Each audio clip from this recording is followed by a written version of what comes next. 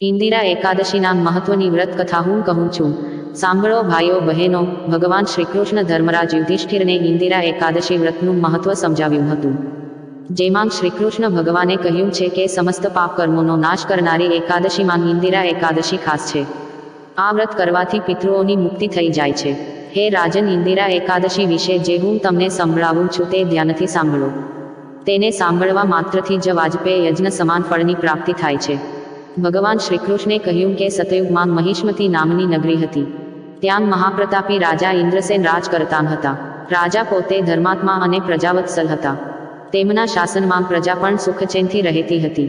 ધર્મ અને કર્મના તમામ કાર્યો નગરમાં ખૂબ સારા થતા હતા. એક દિવસે એવું થયું કે નારદજી ઇન્દ્રસેનના દરબારમાં પહોંચ્યા. ઇન્દ્રસેને તેમને પ્રણામ કર્યા અને આવવાનું કારણ પૂછ્યું.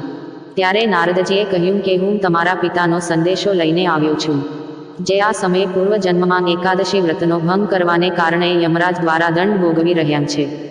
નારદજીની વાત સાંભળી ઇન્દ્રસેન વ્યથિત થઈ ગયા. દેવર્ષિને તેનું સમાધાન પૂછવા લાગ્યા. ઇન્દ્રસેન કહ્યું કે મહારાજ, કોઈ ઉપાય બતાવો કે જેથી કરીને મારા પિતાની પીડાનો અંત આવે અને તેમની ગતિ થાય. ત્યારે દેવર્ષિએ કહ્યું કે હે રાજન, તમે શ્રાદ્ધ પક્ષમાં આવતી ઇન્દિરા એકાદશીનું વ્રત કરો. આ દિવસે નારાયણનું વિધિવત પૂજન કરીને આખો દિવસ ઉપવાસ કરો અને ભગવાન વિષ્ણુનું ભજન, મંત્ર જાપ કે કથા શ્રવણ કરો. એના પુણ્યથી તમારા પિતાને મુક્તિ મળી જશે. એ દિવસે યથાશક્તિ દાન પણ કરો. આમ કહીને નારદજી અંતર્ધ્યાન થઈ ગયા. તે પછી મહારાજા ઇન્દ્રસેને નારદજીના કહેવા પ્રમાણે વિધિ અનુસાર એકાદશીનું વ્રત કર્યું.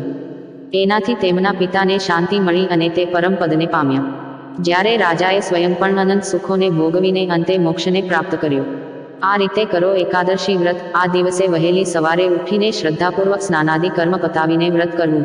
આ દિવસે પ્રથમ વિષ્ણુ નારાયણનું પૂર્ણ શ્રદ્ધા અને ભક્તિભાવથી પૂજન કરવું. તે પછી પિતૃઓનું પૂજન અને તર્પણ કરવું. આ દિવસે ફળાહાર કરવો, અન્ન લેવું નહીં. દિવસભર પ્રભુ સ્મરણ કરવું. પ્રભુ પાસે પિતૃઓના કલ્યાણ માટે પ્રાર્થના કરવી. તે પછી શક્ય હોય તો બ્રહ્મ ભોજન કરાવવું. યથાશક્તિ દક્ષિણા કે વસ્ત્ર આપી સન્માનિત કરવા. જો આમ ન થઈ શકે તો કોઈને સીધું આપવું. શક્ય હોય તો દિવસ દરમિયાન મૌન રહી જાપ કરવા અને રાતે 12 વાગ્યા સુધી જાગરણ કરવું.